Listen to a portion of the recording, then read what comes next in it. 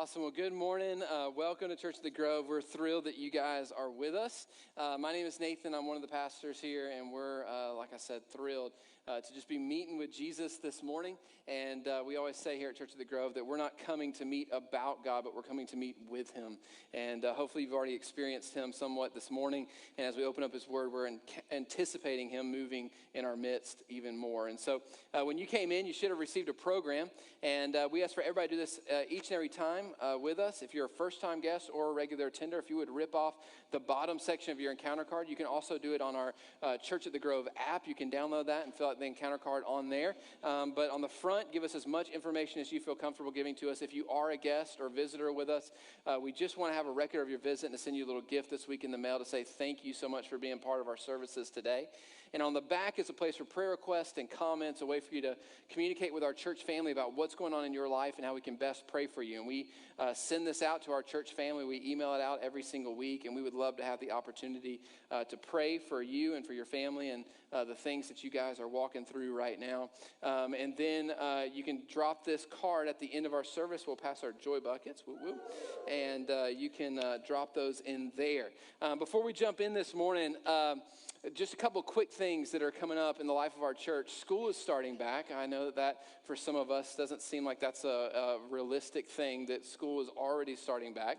But with school starting back, it gives our church an opportunity to really make a difference in our community and serve our teachers, our staff, the people that faithfully teach our kids day in and day out. And so we've got a couple opportunities. The first one is this Thursday night is Back to School Bash. We're partnering with the City of Social Circle and several other businesses and churches in our community to provide school supplies for the kids in Social Circle. And so we've been collecting spiral-bound notebooks, and there's a good stack out there, but we still have a good bit left to go. So some people have told me, like, I couldn't find any. I looked, the stores were sold out. If you have not brought spiral notebooks and you would still like to play a part in a role of providing 1,200 notebooks for kids in our community, you can make just a donation this morning, and the church will go and we'll try to search for them and find them somewhere and make sure the kids get those notebooks. And then the following week, we have 2 teacher lunches that we're doing for the primary school and the elementary school. And if you can help serve or cook for one of those events, we would love to have you do that. And on the way out, we have a sign-up sheet in the lobby, and you can see Carol, and she'll get you set up with all the information you need for that. But we're continuing our story series this morning, and we're actually kind of coming to an end. We got this week and next week, and then we're going to move to something else for our season. But I'm excited about talking about this story because I feel like I get the opportunity this morning to set the record straight on a guy that has really had a bad reputation all throughout the history of the church. And his guy's name is, you would probably know him as Doubting Thomas. Doubting Thomas. He's kind of had that adjective attached to his name forever since the beginning of the church. And I'm going to try to make that right this morning and see that we shouldn't define Thomas by his one worst day of his life where he was doubting Jesus and who Jesus said he was, because we have a tendency to rewrite history. In the world, in the culture that we live in today, we a lot of times rewrite history, and we want to try to bring up people's best qualities, and we want to judge people hopefully on their best days rather than their worst days. And so there's all these incredible people that have lived, that have passed away, and they lived incredible lives and did incredible things, but we don't a lot of times know the kind of the dark secrets of their past. Like, for example, Steve Jobs. Steve Jobs was one of the greatest visionaries that our generation has ever known.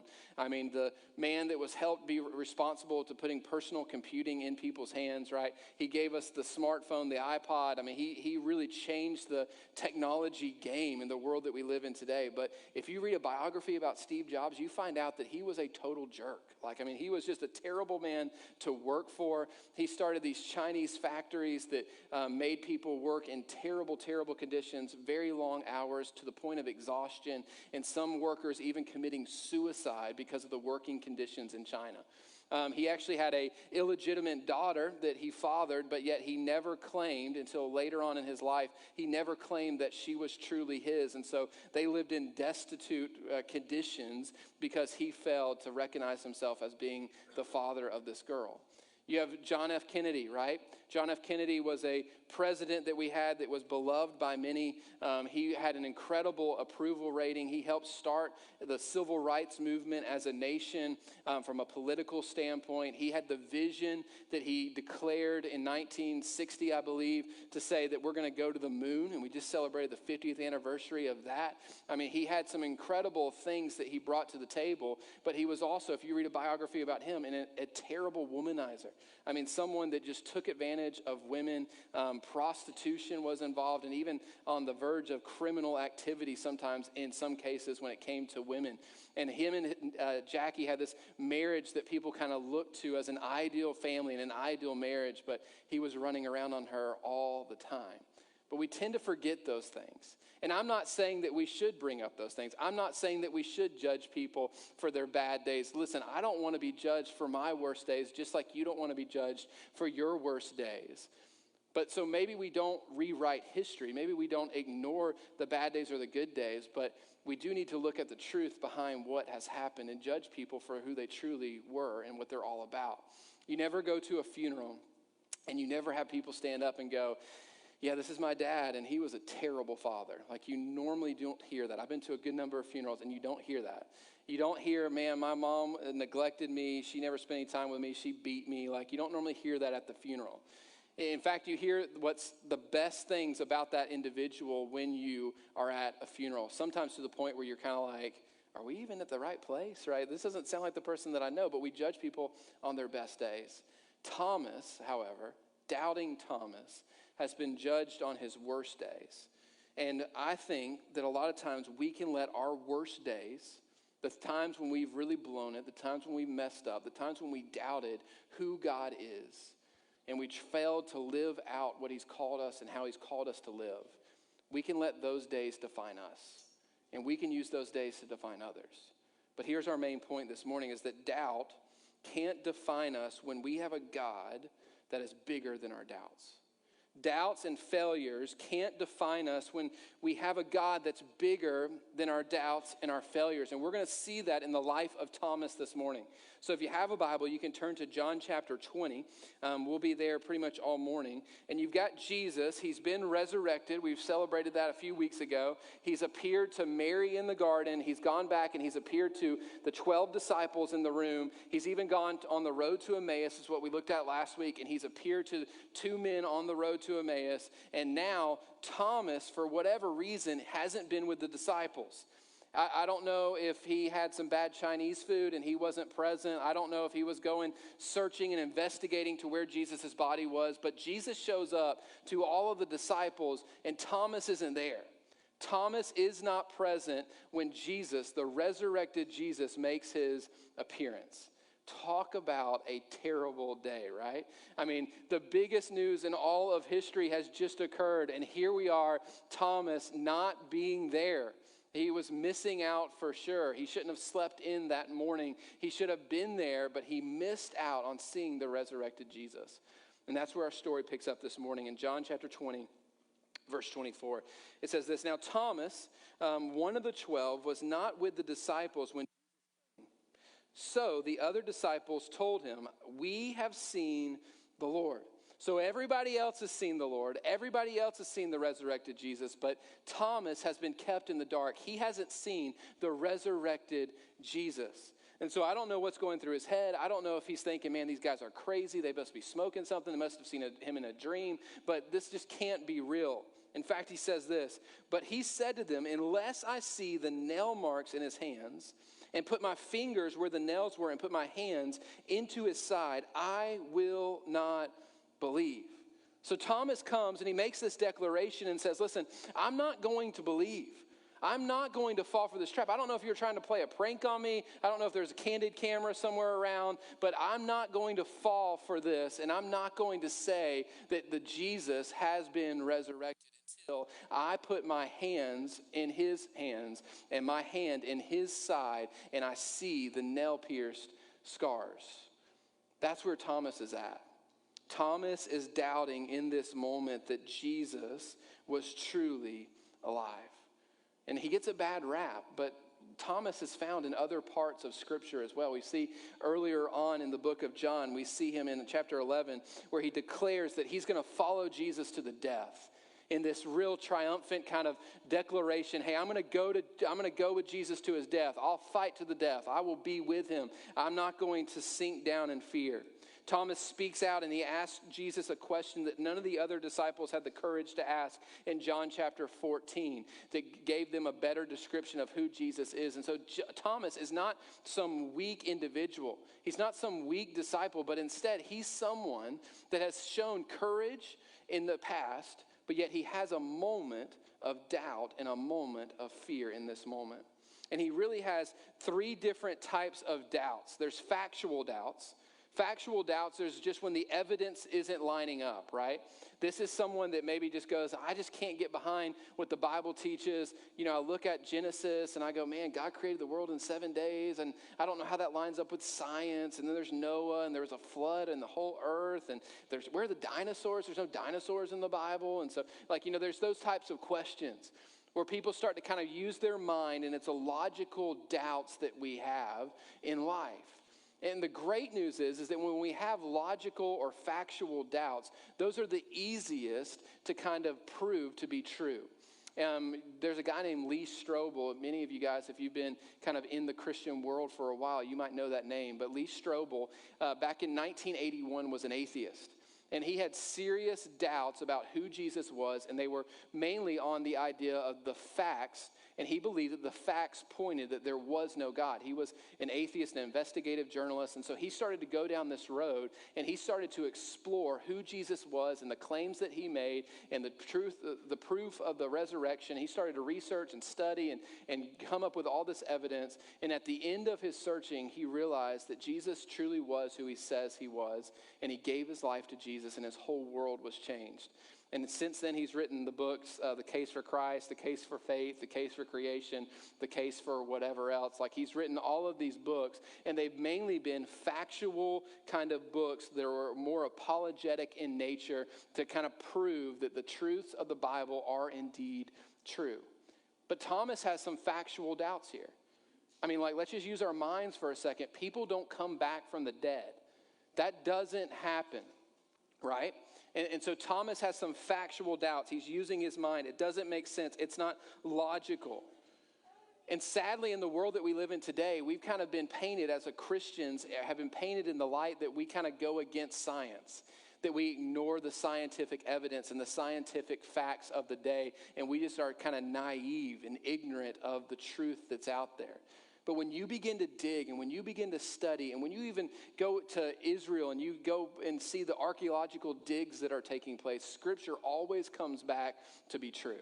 Things that they once thought weren't true, they later find out maybe 50 or 75 or 100 years later, oh man, we found this artifact, we found this city, we found this ruins, and now we know that, man, what the Bible says is indeed true. We see this all the time.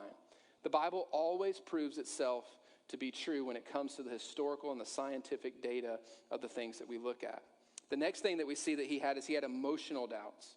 Now, this is when it kind of starts to get a little bit more crazy and a little bit more stuff that we can deal with in our community, and by and large, isn't having factual doubts about Christianity, but more emotional doubts about Christianity.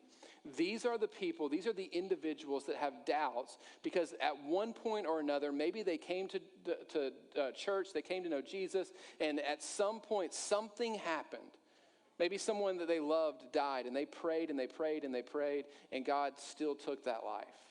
Maybe it was that somebody hurt them, somebody that claimed to be a follower of Jesus, and they said something, they did something, they stole something, they hurt them in some way, and because of that, there's now this kind of tendency to doubt the claims of Christianity. Gandhi was like this. Gandhi said, I like their Christ, but I don't like the Christians, right? I don't like his followers because their beliefs and their actions didn't align. And so there was emotional doubts that came. And this is what we see most often in our communities, in our culture today. It's these emotional doubts. That somebody has hurt me, somebody has said something, God didn't show up when I needed him to show up. And it's not so much on an intellectual level and a logical mind level, but it's more on a heart level. It's something that hurts. It's emotional in the sense. And there's people here this morning, and you fall into this boat. You have emotional hurts and pains and doubts. And because of that, that's limited your true following, complete following of Jesus, because you're holding on to something that's an emotional doubt. The next level that we see that Thomas had, so he had the factual level of not believing that a resurrection can occur, but then he had the emotional level, which is, hey man, you appeared to everybody else, Jesus, but you didn't appear to me. Like, I didn't see it. Everybody else saw it, but I didn't see it. Why was I left out? But then you also have the last doubt, which is the volitional doubt. Volitional doubt, and this is the third type of doubt, and it's a decision. This is when we have made a decision because of the facts, because of the emotions. We have made a decision of our will that we are not going to believe. James chapter 1 talks about this double-minded kind of lifestyle where we have made a decision that we're not going to believe in Jesus. Maybe it's because of the evidence, maybe it's because of the emotional hurt and pain that we carry, but we seriously cannot come to a place where we could ever follow, and we just push that off to the side completely. A militant person that was maybe anti-Christianity would fall into this category. I think of the Apostle Paul. Before he was Paul, he was Saul, right? And Saul was someone that had the facts, right? He thought. He had the emotion for sure, but he had the volitional doubt that Jesus was not who he said he was. And so his whole mission in life was to kill Christians, to stop the movement of God. And he was in a place where he had decided in and of himself that he was never going to follow the way. He was never going to follow Jesus. And when we fall into this trap, we tend to move into rebellion and disobedience at this point, where we're not looking to God. We don't want to find God anywhere. We don't believe that God ever existed. And we are just kind of anti, almost, in doubt of what the claims of Christianity are all about. Thomas struggled really with all of these. He had the facts, he had the emotion, and then the volitional doubts were just, hey, I'm not following. Unless this happens, unless this equation comes true, then I'm not going to follow Jesus. Until I can touch the wounds, until I can see him face to face, I will not follow him. It's a decision. It's an assertive effort here on Thomas's part to not follow Jesus. But listen how the story plays out. A week later, his disciples were in the house again. So it's been a week now, a week where no Jesus has appeared to Thomas.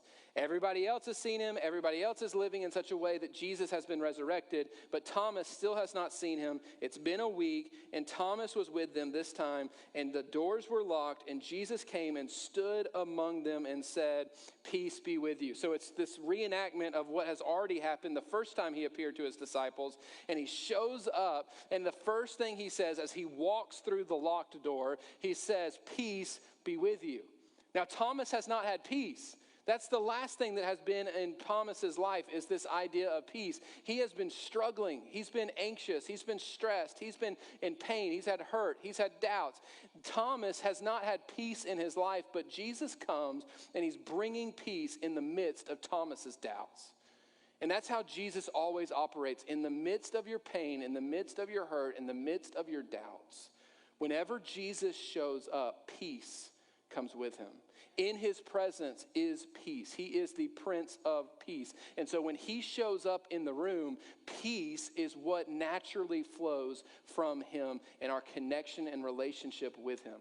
That doesn't mean that life is great and that life is always peaceful, but it does mean that we can have peace in the midst of life. And so he says, "Peace be with you." The doors are locked. Thomas hasn't experienced this yet. Verse 27, then he said to Thomas, so now he's going to turn his attention to Thomas. All the other disciples have seen Jesus, but now he turns his attention to Thomas and he says, "Put your finger here. See my hands. Reach out your hands and put it on into my side. Stop doubting and believe." So Jesus shows up, and he's not showing up to meet with the rest of the disciples, although I'm sure he stayed and hung out for maybe some time, and he maybe did visit, and they maybe told stories and stuff. But he's coming with a mission in mind. He wants to appear to Thomas. He wants to show up in Thomas's life. And he doesn't show up at Thomas's life and go, "Thomas, get your act together.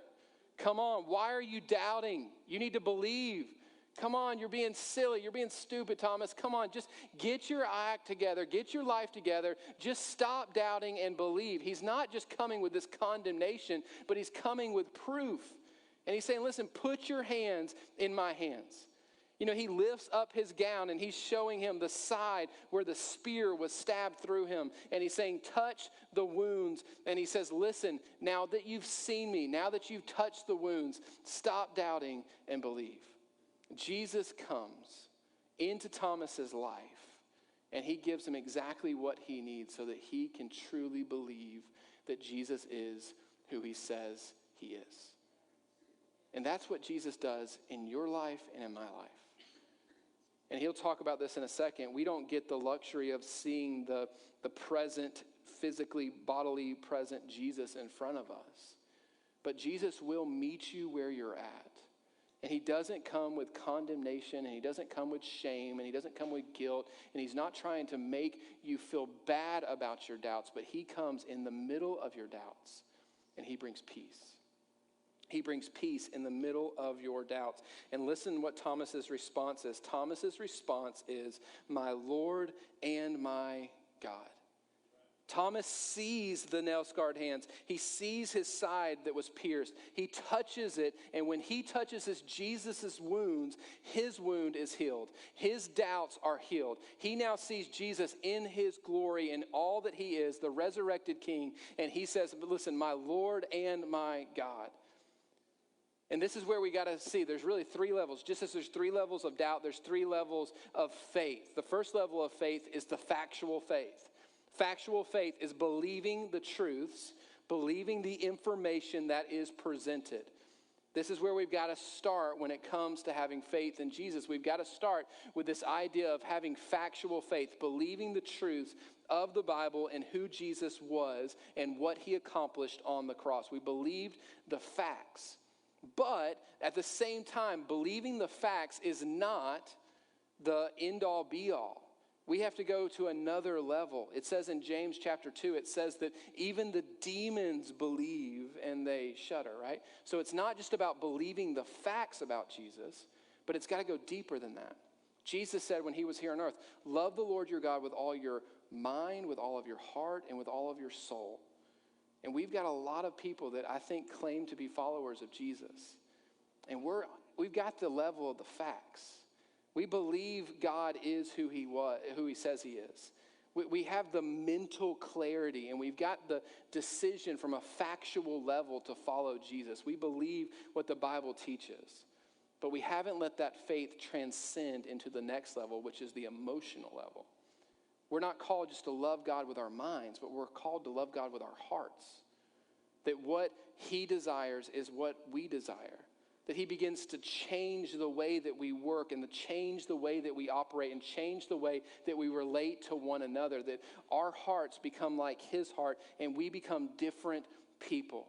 This is when change truly starts to happen, when the information not only comes from our mind, but it goes and moves to our heart and the emotional faith comes out. This is why when we get a glimpse of Jesus and the cross and the beauty of the cross, we can't help but have emotion. I mean, if we sing the songs that we sang this morning, we say, behold the Lamb of God, man, and with the story of redemption written on his hands, and we're singing this song, and we're talking about fear disappearing in the presence of Jesus, and we don't have something within us that is moved, that's stirred in our hearts, that's stirred in our souls, then we might not have this level of faith yet. We might still be in the factual faith, but the factual faith is just the precursor to the emotional faith where we begin to change the way we see things and we begin to feel the presence. And I'm not saying feelings over, head knowledge, and it's just it's spirit, and we should worship the God in spirit and in truth. So I'm not saying that we neglect the facts. We absolutely do not neglect the facts. But it's not just a mental game. We love God with our hearts as well. And then finally, there's a volitional faith where Thomas comes to the point where he says, my Lord and my God. where he comes to the place and he says, listen, I now see that this is true. I'm touching the wounds. I see that this is true. There's an emotion that's happening, but then there's a decision on his part to say, listen, if this is true, if what I'm seeing, if what I'm touching is truly indeed actually happening to me in this moment, then I'm going to give him everything. My Lord and my God. That's the only appropriate response of faith. And that's what a true follower of Jesus looks like when it comes to faith. It's not just this mental thing, but it's this total sacrifice that we give to God. Because of what he has done, we want to give him our all. We want to make much of him. We want to sacrifice ourselves on the altar so that we can be an actual praise to him. We can be worship. We can be his song of praise to the world around us. And so we want to be people that have this volitional faith where we make the decision that he is Lord of my life. Which means that changes everything that we do, and it changes the way that we live, and it changes the way that we act. It changes the way we spend our money. It changes the way we relate to one another. It changes the way that we are neighbors to the people living around us. It changes the way we spend our time. It changes everything about us when we come to the place where it's not just a mental, it's not just a factual faith, it's not just an emotional faith, but it is a volitional faith. It is a decision. I'm going to believe that Jesus is the resurrected King, and therefore I'm giving my life to him. That's what our lives should be about. And Thomas, in this moment, gets it. He sees Jesus for who he is. He has this awakening in his heart, and the only response he has is my Lord and my God. And Jesus told him in verse 29, because you have seen me, you have believed. Blessed are those who have not seen and yet have believed. In verse 30, I love that John puts this in his gospel. He says, Jesus performed many other signs in the presence of his disciples, which are not recorded in this book. But these are written that you may believe that Jesus is the Messiah, the Son of God, and that by believing you may have life in his name. And so John gives us the writings of the gospel, and he tells us who Jesus is so that we would believe. Not just with our heads, not just with our hearts, but with our entire souls, our entire being. An idea of saying, God, everything I have is yours. Jesus wants us to get to the bedrock, the foundation of our lives, and saying, this is what I'm going to stake, this is what I'm going to build my house on, this is what I'm going to build my life on, is the truth of who Jesus is. I'm giving him everything I have. And Thomas, known as Doubting Thomas, is a man that gets it. And we know kind of from church history how Thomas lived his life after this. He eventually leaves Jerusalem, and he's one of the first missionaries to kind of where modern day India is today. And he begins to preach and start churches in that region and in that area to the point where eventually he's killed.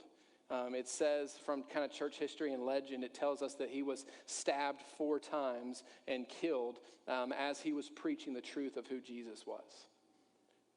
So we give him a bad rap. We give him a bad name as Doubting Thomas, as someone that didn't believe. But yet when he grasped the weight and the gravity of who Jesus is, his whole life was changed.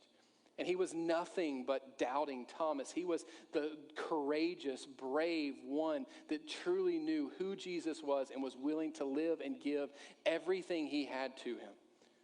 And the same thing for your life is the same thing that is true for Thomas's life. No matter what your doubt, no matter what your pain, no matter what baggage you're carrying in this morning, that it does not define you. That you have a God in heaven that is bigger than your doubts. He is bigger than your shame. He is bigger than your guilt. He is bigger than the pain that you carry in the room this morning. And he's willing to meet you where you're at. And he's willing to show himself to you. Maybe not in a physical way, but he's going to show himself to you, reveal himself to you in such a way where you can have the type of faith that conquers all. And that doesn't mean we don't have issues. That doesn't mean we don't have fears. That doesn't mean we don't have things that creep in. But ultimately, at the end of the day, because we have made this decision that I am going to follow Jesus, mind, heart, soul, everything I have, I'm following Jesus. My faith is in him. Man, the things of this world grow quickly dim. We begin to follow him and live for him, and God begins to use us and transform us and do incredible things that we could never imagine in our lives that would ever happen. Never.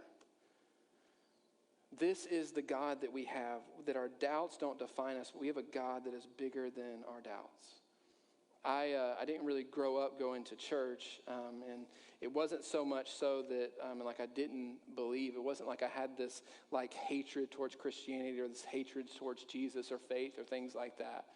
But there was a time in my life when I first came to know Jesus, and it was very much a head level knowledge. Somebody had kind of clearly shared with me about who Jesus was, what he had done, and I just said, man, that sounds good. And they were like, hey, you want to go to heaven when you die? And I'm like, who doesn't? Like, that sounds good to me. Let's sign up and let's go. But it was very much a head level. Man, I know the facts. I know the truth. So, yeah, that sounds good. Sign, like you're buying a house. Sign the contract. You move on. You go to the next thing, right? But it wasn't until later in my walk with Jesus that God really grabbed a hold of who I was and my entire being. And it started to move from just a head knowledge to a heart knowledge, where it began to transform how I thought, how I lived my life. Until finally one day I was like, listen, there's no turning back. There's no other way of life except through Jesus, and I'm going to give him everything I have. And that doesn't mean I'm perfect. I mess up probably more than any of you in the room. I sin, I'm broken, I carry baggage with me.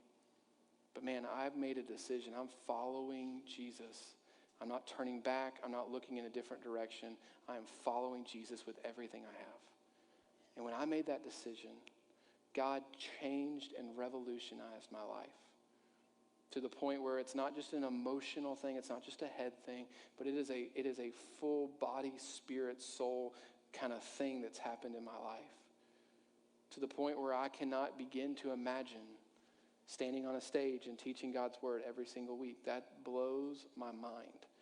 Had a speech impediment in elementary school, quietest kid you'll ever meet in the class, super insecure and super unable to communicate and speak out loud. And never been the best reader, never been great academically, don't really have a whole lot going for me.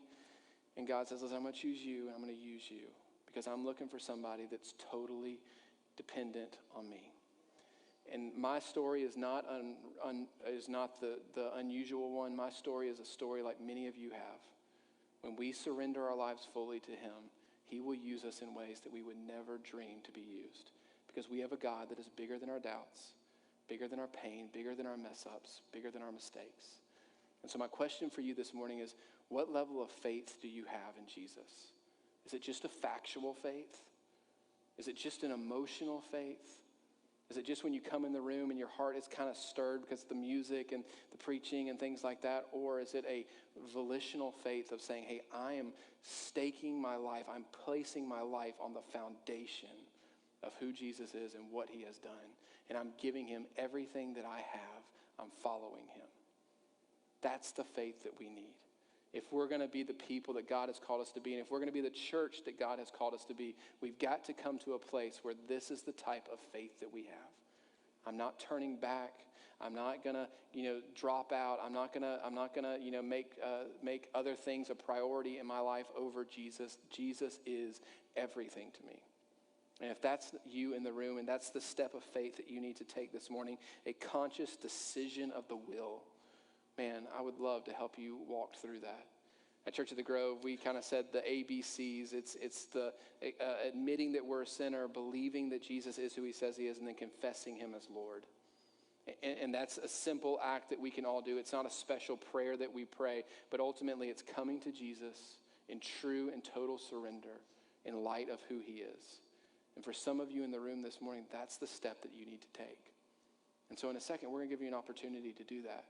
For others of us in the room, maybe we've made that step, but somewhere along the way, we've kind of started to turn around and look in a different direction. And this morning, maybe we need to come back to a place where we say, God, forgive me for turning my face away from you and let me walk towards you again. But in the midst of my doubts, in the midst of my failures, Lord, let me turn back to you. And Lord, meet me where I'm at. What is it that you need to do? What is God saying in your life right now? And what do you need to do about it? We pray.